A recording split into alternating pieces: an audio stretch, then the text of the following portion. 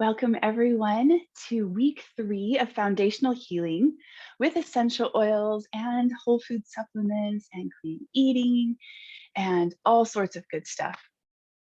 My name is Avigail Sapir and I am coming to you from Israel, along with many other like-minded people from around the world and that are interested in taking charge of their own health and want to educate themselves further so that they can treat themselves better, as well as help their friends and family to experience better health in their life. And so by now we have a little bit of an understanding of that the body has a very unique ability to heal itself without outside help. Um, but our goal in these classes is to understand what our bodies need in order to work correctly, because unfortunately, even though the body can take care of itself without outside help, as we mistreat it over the years and it gets damaged, then we do need to at least create a healing environment so that it has the tools that it needs to do its job. And in this 6-week series, we are discovering step by step what it means to really truly be naturally healthy and how that can be achieved in a sustainable way. And today, this week, week 3, we are talking about breathing and lungs. And so I want to start with, well, just a quick review. We started with safety protocols, dilution. We started with the 10 foundational oils that everyone should have in their medicine box, in their arsenal. You want to have it in little mini bottles to take with you on the go, and the 15 ml bottles at home as your resource. And we also talked last week about toxins, what they do to us, what it means for the body to heal itself, how it's always doing this every second of the day, and how our actions, our thoughts, our feelings, our words, what we eat, what we drink, what we breathe, and what we absorb all affects our health, and how the body's natural healing abilities can function or not function so well. So in this week, we're talking about the lungs. We're going to go through each system individually, and I'm going to show you the different systems. But I want you to think about lungs and your body speaking to you about your breath, about your respiratory health, sinuses, throat, bronchial tube, lungs. And so some of these are signs that you might need to have a lung detox. Depression, skin problems, fatigue, dry lips, feeling moody, irregular in your bowel movements. Now, and you say, well, what does this have to do with air, oxygen, and breathing? So we're going to discover that. And we're going to start with simple and basic information that really thoroughly covers every area, I hope. And if you have any questions, we're not going to be taking them at the end. What I would like you to do is please email me. The email will be at the end of the class here. And I want, because we're doing video answers to the questions that come in, and they get attached to the training class. So today we are starting with understanding the 3 ways that our body absorbs toxins, and the 4 ways it exits from our body, and the 7 storage locations. 7. There's more. Sorry, that's not correct. There's more. We'll get to it. But you can see on this slide a little bit of information and how we're starting with the lungs, because this is the first point of absorption of toxins, of good and bad things, but the toxins is what we want to avoid. So the first place that we are going to absorb toxins is going to be through our lungs. Now, this is not taking into account topical application of products with chemicals in it or some kind of chemical spill or something. But just every day, as I'm sitting here right now, breathing in, the first thing that's going to be affected is my lungs. So from the lungs, the toxins get absorbed and then released into the bloodstream. And now the bloodstream, we know, goes everywhere in the body, from the tip of our toes into our brain. And the heart circulates these toxins that we have breathed in to every cell in our body. Gross. Okay, and from then it goes on to the liver and kidneys, etc. But we're going to continue. So this is a more detailed chart, and I'm sorry, it's a bit fuzzy. I need to recreate it because I haven't been able to find one that's better quality. But I like this because it's very detailed, but it's also really simple to understand kind of the flow of how it's going.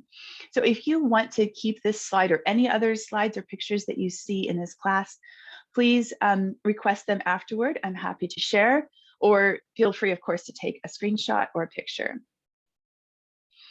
So this little chart that I made shows you where the toxins are entering, where the toxins are exiting, and all the places that they can get stored. Now, as you see, there's a lot of crossover. Toxins enter the lungs and exit through the lungs. They enter through the skin, they exit through the skin. They enter through the colon, exit through the colon. And crossovers are also, those three also cross over into storage. They also get stored in the lungs, skin, and colon. And liver. No, liver. We weren't mentioning liver, but the liver, I just keep seeing this sponge, so it's just popping out. So this is really interesting. And I think these are the three things that we need to focus on a lot. Besides the liver and the kidneys, which are key, because we absorb, we flush, and we store in the lungs, the skin, and the colon. These are the heavy hitters, and we need to give special attention to them and really some TLC. So let's talk about our breathing. Are we really breathing? Isn't these just the most gorgeous colors in the world? These are my favorite colors. I can't with this. Are we really breathing? More than any one other thing, breath is what keeps us alive. That oxygen, that breathing in and breathing out, smelling the flower, blowing the pinwheel or the dandelion. And no matter what our creation or origin beliefs are, when we are born into this world, the first thing we do is to take a breath. And when we exit this world, the last thing we do is to take a breath. We can go weeks without food. We can go days without water. We can only go a few minutes without air, without oxygen, if we're lucky. But if we're only breathing shallowly,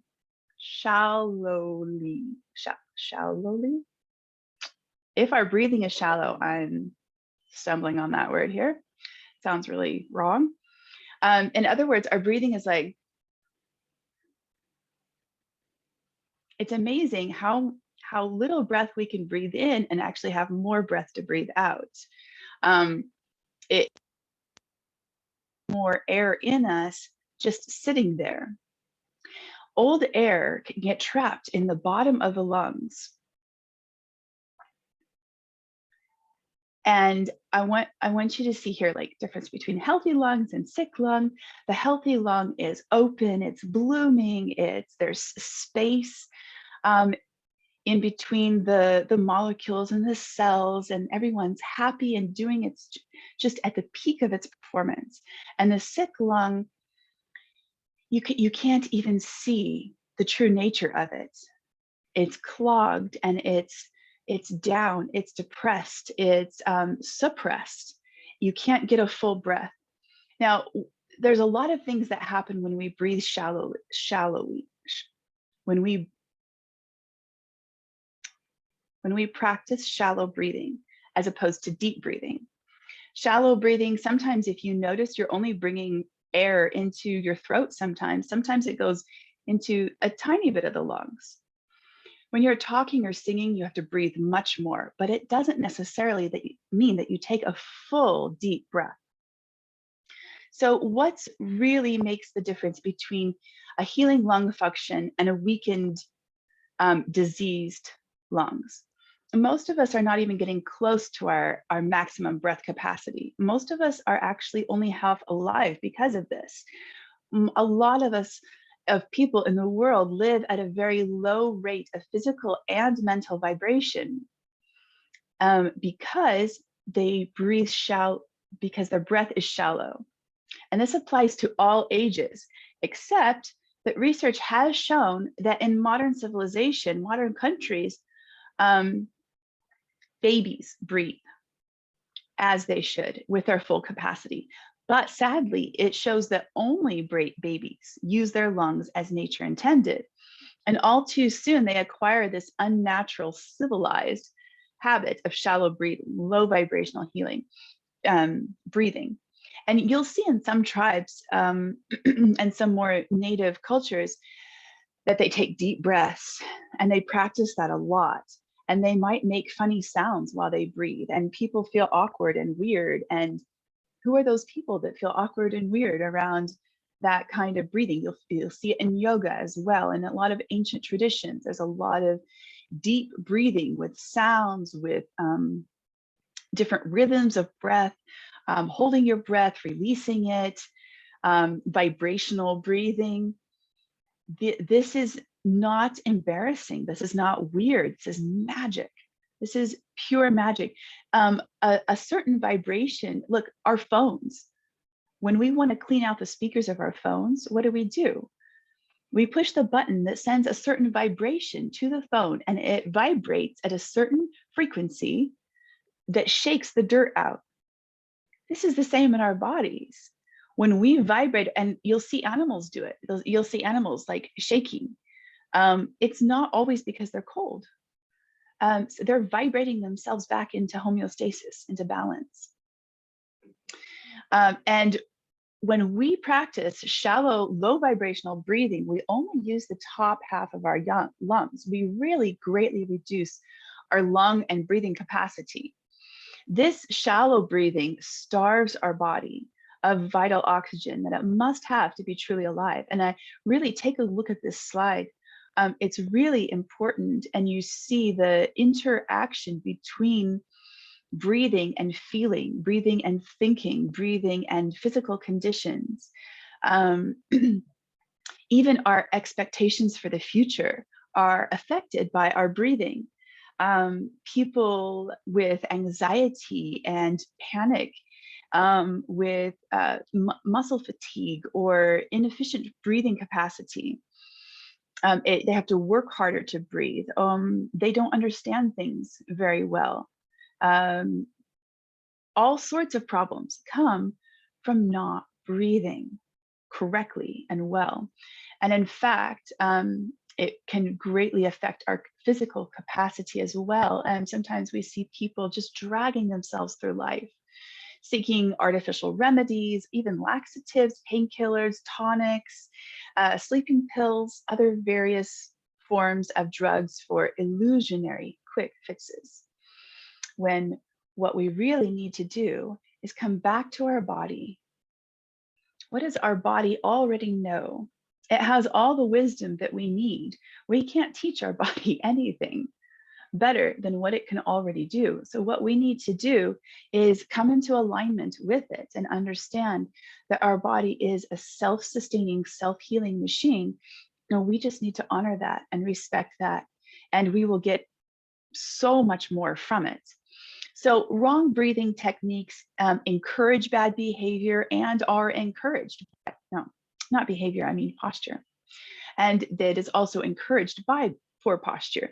So if someone's slumping over and their shoulders are pulled forward and their back is bent, they're not even able to get a full deep breath. As well as when someone is sitting up straight, but they're taking shallow breaths, it kind of tends to pull the body in so that it has to use less function because it needs much more oxygen to function at a high vibrational level. So without sufficient support of oxygen in the bloodstream, it becomes saturated with poisonous carbon dioxide and other toxic wastes, and transports this through the body, suffocating the cells instead of rejuvenating them with life-giving oxygen. A Dr. Philip Rice says that in his research, and he's associated with the Bragg's family. I don't know if any of you remember Bragg's amino acids from the States. Bragg's aminos. Anyways, it's a wonderful kind of supplemental, what do you call it? Seasoning thing. We use it instead of sodium, like soy sauce and stuff like that. And so Dr. Philip Rice says that 55% of delinquent behavior in minors is attributed to oxygen starvation. Now, this is really fascinating. This says a lot about also mental issues. It is not possible to think clearly or to understand things, to have cognitive understanding and connection when we don't get enough oxygen. So these are some signs that your breathing is too shallow and is supporting a state of dis-ease in your body. Okay, so look at some of those symptoms and see if you're feeling them specifically. This is specifically symptoms that you will find in shallow breathers. So how can we change this? How can we get more oxygen into our body? When you have a greater amount of oxygen in your environment, your mind is more clear. Your body is able to work much more easily. Plants, people grow more quickly. They grow taller. They have stronger, denser bones. Everything in your life is increased and supported, more greatly supported with a higher oxygen level. And because we don't have like a pressurized system in this on this earth, we need to practice and force that oxygen deep into our diaphragm. And the diaphragm is our natural way of breathing. Chest breathing is, it's good to use in regular practice of deep breathing and of clearing out your lungs. But your ultimate goal is to get deep into the diaphragm. Your chest will fill up as well. But when you fill up your chest first, you don't get enough into your diaphragm and you lose the opportunity. So how can we detox and cleanse our lungs? We want to have, we want to be vibrating on a much higher vibrational level. And so that means we need to breathe very deeply. We need to practice this every day. And so this is one of the ways you can do it. This is one deep breathing exercise. And I really strongly suggest Wim Hof, if anybody's familiar with it. And also just to look up and find what you connect with better. Do an internet search on deep breathing techniques, how to get the most oxygen into your body, how to detox through breathing, things like that, and find what you kind of connect to the best, and that on a daily basis, and see it. By the end of this series, I would love to hear from everyone what changes they find in themselves. And you can keep you can keep a journal of your progress and to see the different changes that are going to happen. Okay, so with this exercise, we're going to lie flat on our back in a comfortable place. I suggest on a mat or a rug. You can do on your bed, but to get the deepest breathing, you want to be on a more firm surface. You're going to place your hands right under the rib cage on your diaphragm, and close your eyes and breathe in very deeply. You're going to start with the diaphragm, breathe into your hands. Your hands will rise up naturally, And then as you have filled your diaphragm, then you will continue to fill up your lungs and fill that up until you can feel it into your head. Do that for a count of 5, and then hold your breath for 2 seconds and let your breath out slowly but surely for only 5 seconds. So it takes a few repetitions to get that breath completely out after 5 seconds. And then even though it doesn't say it here, I want you to remember when you completely breathe out, kind of give a couple extra huffs out, get it all out. Like,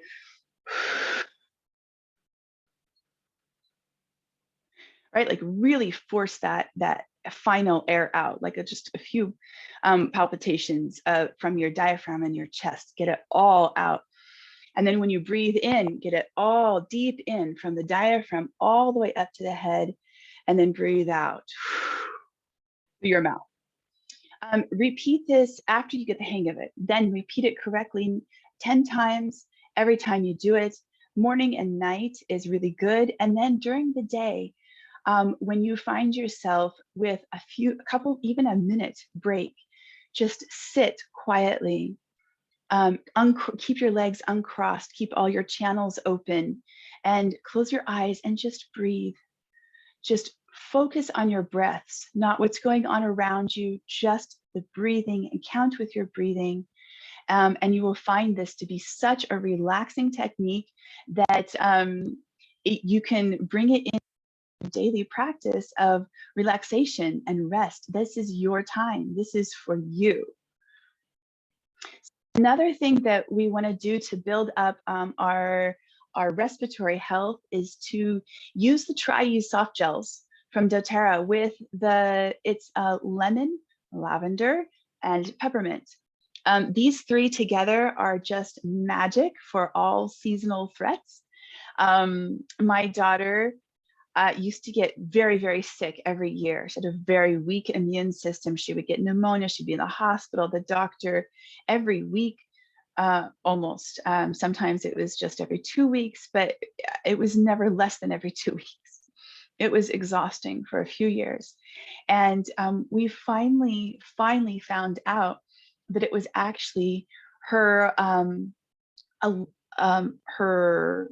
allergies that was the trigger to weaken the immune system.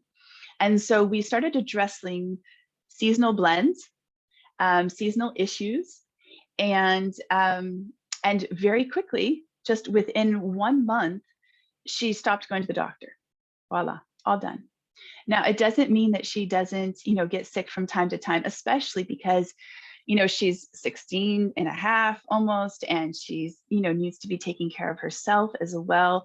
And so this is her own personal journey of seeing the effects of when she addresses these seasonal issues.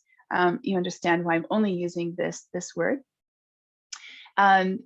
Then when she addresses the seasonal issues, then her immune system is able to not be overactive, not be underactive. It's balanced. She brings her body into homeostasis, and she also extra supports her immune system just because it has a tendency to be low, especially after all these years.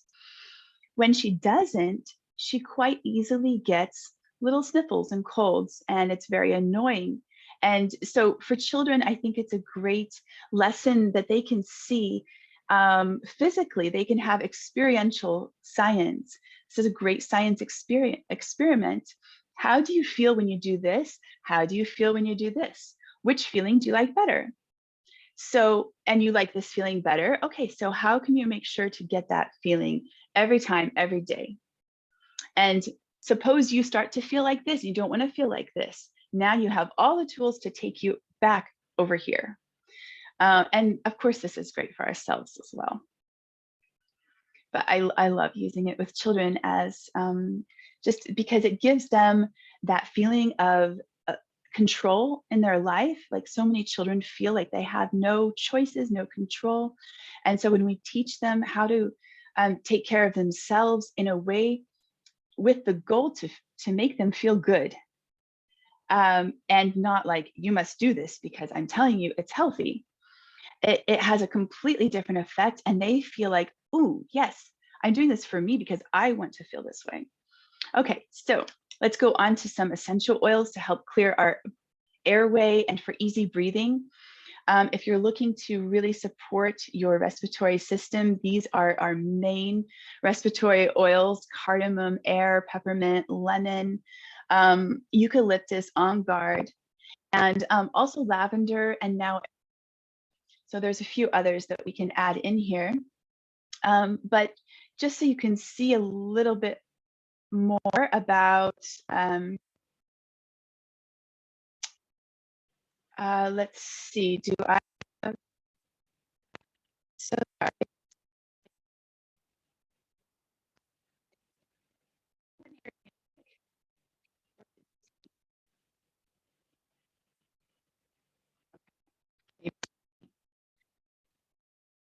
Here's oils more what they're going to do. The bacterial inflammation, relieve pain, ease muscle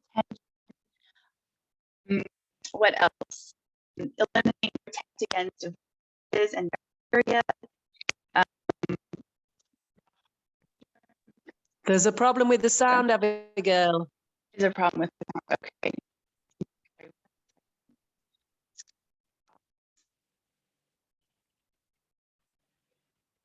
I'm going to resume the recording. Okay, so these are some really wonderful oils to have on hand. They're multi-purpose. You can use them for a lot of different things, but also put them in your diffuser. Rub them on your chest with a candle. When you're doing your breathing exercises, try to keep some essential oils either in your hands or on your chest or in the diffuser, so that this will greatly help to increase the support the body has for respiratory health, and to just bring feelings of relaxation and relief, and help to drive in these amazing aromatherapy effects deeply. Okay, so here we have our lifelong vitality kit, and I'm bringing this up because here we are really, this is like, we're talking about foundational healing. This is the basic of all of our health support. It's the tools, it's the information, and it's the nutrition that our body needs in order to have a basis of a healthy function.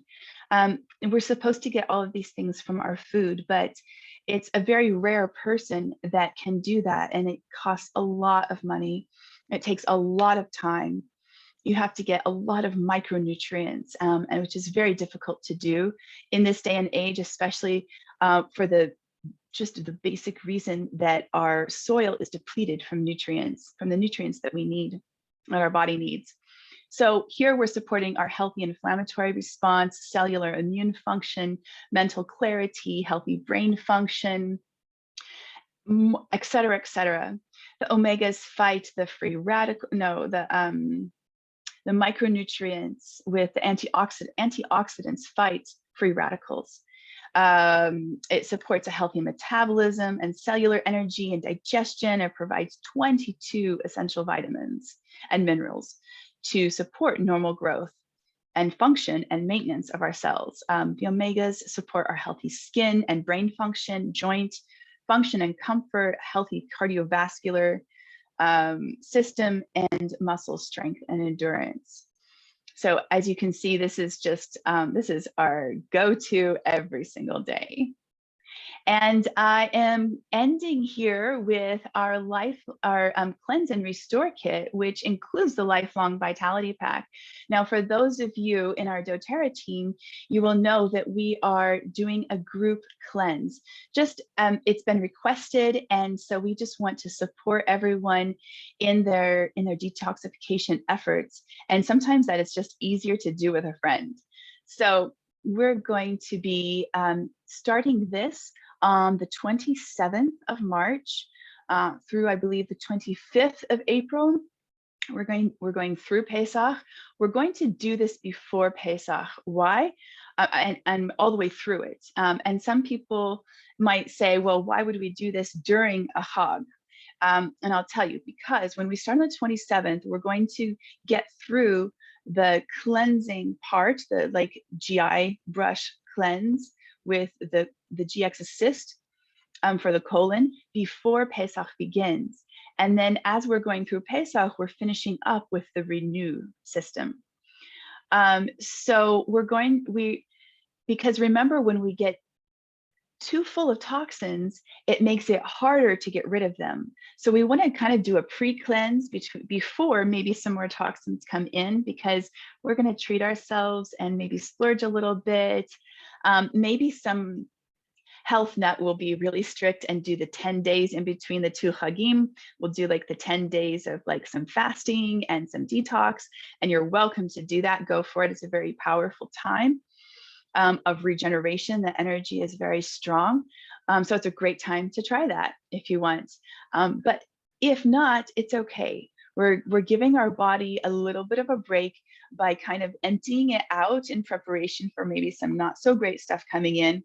And then after Pesach, we're going to do also another 30-day cleanse just to get rid of whatever extra stuff we brought in, as well as give our body's natural detoxification system a boost to help it keep on functioning at its high vibrational level. So again, I am so happy that you joined me for week 3. Thank you so much. And next week, week 4, we're going to talk about the blood and the function in the detox process, why toxins could get stored in there, how it spreads the toxins around the body, how it can, and how we can use it as a transportation system of good information and good nutrients that will support us in the days to come.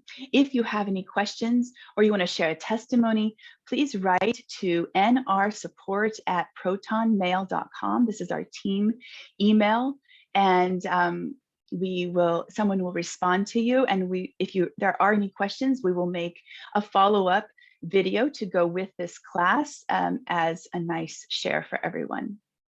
So thank you again so much for joining me for Foundational Healing, and I look forward to seeing you and many new faces next week for week 4 and talking about blood, 10 o'clock Israel time, and email those questions and answers to me. Thank you so much. Have a beautiful healing day. Thank you so much, Abigail. You're so welcome. Bye. Bye, everyone. Have a great day.